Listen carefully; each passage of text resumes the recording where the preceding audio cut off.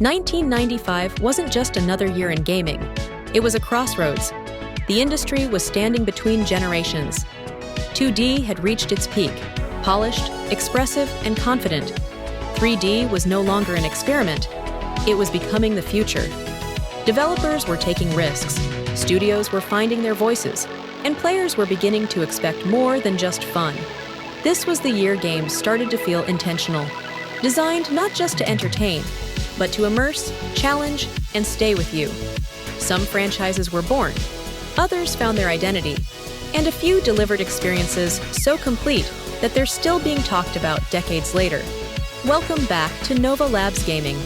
Today, we're breaking down the top 10 video games of 1995, not just based on sales, not just based on hype, but on impact, design, and legacy. These are the games that defined the year and quietly shaped the future of gaming itself.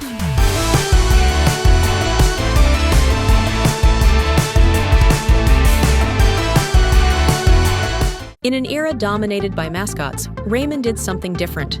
It leaned completely into creativity. The hand-drawn visuals gave the game a living, breathing quality that immediately stood out.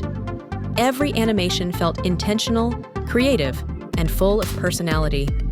No arms, no legs, just fluid animation, surreal worlds, and an art style that felt alive. Rayman wasn't about realism or edge. It was about expression. Every level in the felt handcrafted and pushed the limits on how a 2D game could be experienced. Every animation had character and comical expression, and every moment reminded players that platformers could still surprise them. In 1995, Rayman stood out because it didn't try to copy success. It created its own lane, and that identity would carry the franchise for decades.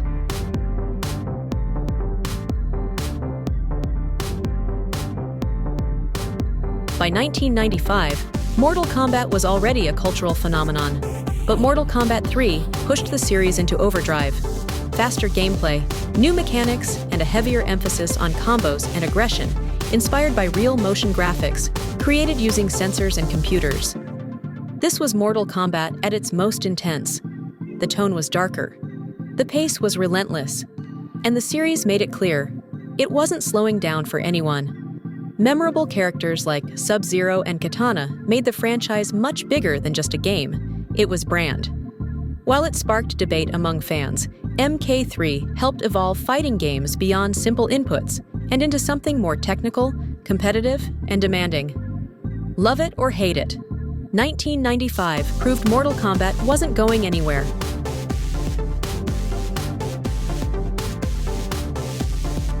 Some games don't shout for attention, they pull you in. Panzer Dragoon was one of those games. From the moment the game begins, players are dropped into a strange, dying world filled with ancient technology and unanswered questions. A haunting world, minimal dialogue, and a sense of mystery that lingered long after the screen faded to black.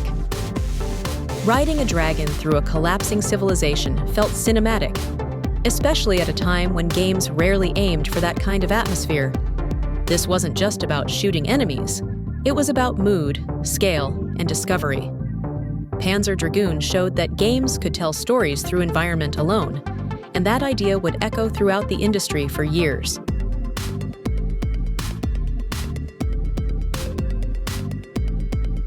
Rare didn't just improve on Donkey Kong Country, they refined it. The company took everything that worked in the original and brought a new sense of improvement with the second release.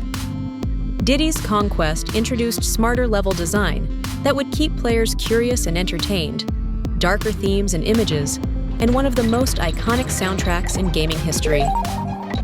The challenge was higher, the worlds were more distinct, and the experience felt more deliberate from start to finish. In 1995, this game proved that sequels didn't have to play it safe. They could elevate everything that came before them.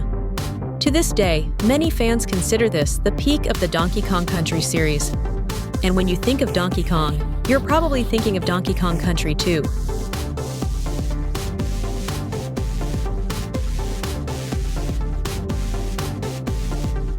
Twisted Metal, one of PlayStation's highest-selling game in the late 90s. It was chaos, but controlled chaos. Vehicular combat had existed before, but never with this much personality and challenges that would have kids on the edge of their seat. Mostly known for its characters like Mr. Grimm and Hammerhead. Every character had a backstory, and every ending felt twisted and darkly humorous. The gameplay was fast-paced, unpredictable, and brutally fun, perfect for competitive sessions and couch rivalries that would inspire the racing and competitive tournaments we have today. Twisted Metal didn't just launch a franchise, it created a new kind of multiplayer experience that felt rebellious and unhinged in the best way possible.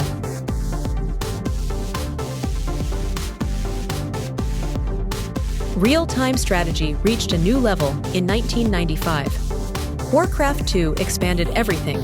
Bigger battles that dominated the battle gaming space, deeper mechanics that pushed PC games to its limits, and a more defined world that was pleasing to play inside while going to war with other players. Orcs versus humans wasn't just a conflict in the story of the series, it was a foundation. A foundation that would build an empire and huge worldwide fan base. The balance, pacing, and presentation made strategy accessible without sacrificing complexity. Warcraft II didn't just improve RTS games, it helped establish Blizzard Games as a powerhouse in the industry and laid the groundwork for one of the most influential universes in gaming.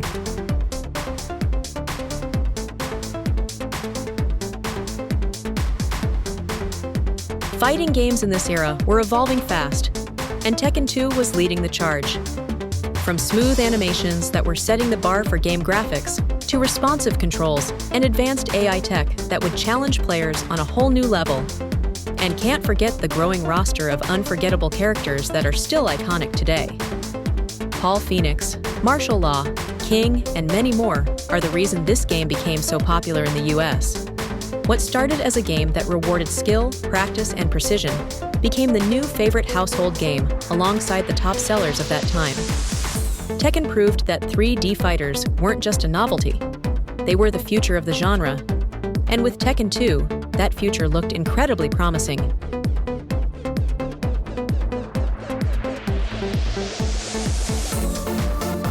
Before Fortnite, there was Command & Conquer. The game improved real-time strategy, redefining it as faster, more cinematic, and more accessible. Base building and resource management were streamlined, and live-action cutscenes that gave the game personality and flair. Multiplayer introduced intense competition and endless strategic possibilities that would make players want to play the game for hours. Though the games was inspired by military content and action, this wasn't just about strategy and war. It was about presence. In 1995, Command & Conquer brought RTS gaming into the mainstream and showed that PC games could be just as exciting as anything on consoles.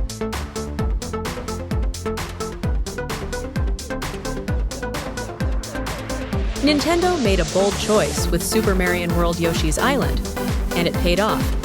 The hand-drawn art style instantly set the game apart from the previous releases, and a lot of games that were popular at the time, giving it a timeless, storybook quality that fans would cherish through generations. Gameplay emphasized physics, exploration, and creative problem-solving rather than speed alone.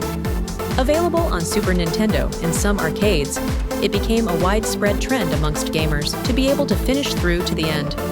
Every level introduced new ideas without overstaying its welcome. Yoshi's Island proved that innovation and charm could coexist, and that Mario didn't need to follow a formula to succeed.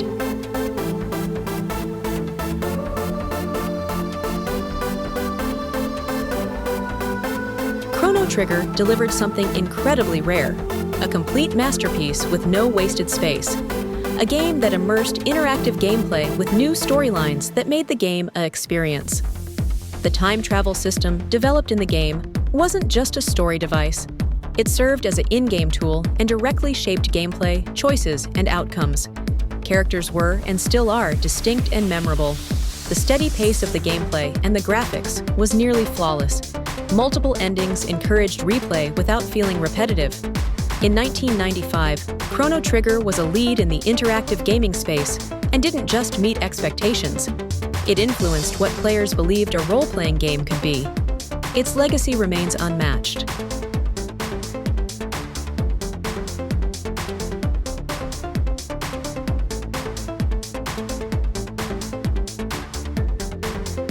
1995 didn't rely on spectacle alone. It relied on craftsmanship.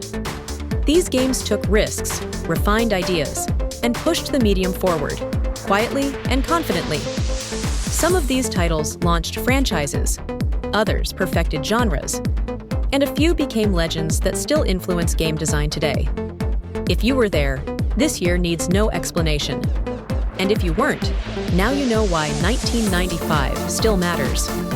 This is Nova Labs Gaming, where we break down the moments that shaped the culture